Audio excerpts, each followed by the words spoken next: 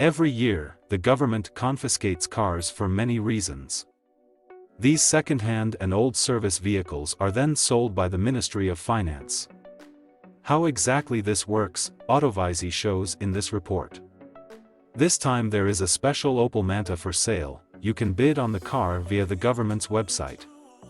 If you offer the highest amount, you can pick up the car. This amount is not what you ultimately have to pay for your fresh car. On top of your bid, there is an additional 15% buy-up.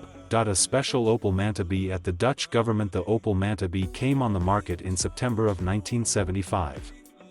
Sporty versions not only came under the model name Manta GSI, some Mantas received special treatment from their owner. Just like the used cars that are now offered to the Dutch government, the Opel Manta B is equipped with a Breitbouw package, wide body. This makes the copy look a lot more exotic than it actually is. The owner probably got his inspiration from Maranello. The Manta is suspiciously similar to the Ferrari Testarossa. Although this Opel Manta sold by the government is probably more unique than the Italian supercar, the Opel has much less power. It is unclear which four-cylinder is in the occasion. Although the car looks cool at first glance, there is a lot of work to be done.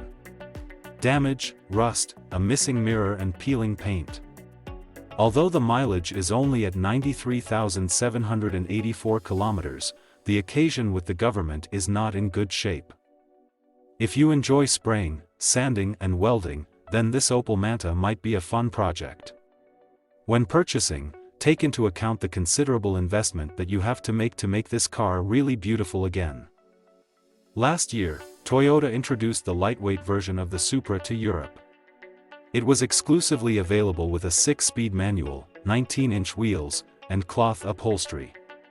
The seats lose the power adjustment and lumbar support. In total, this sheds 84.4 pounds off the car. Subscribe to the channel so as not to miss new publications.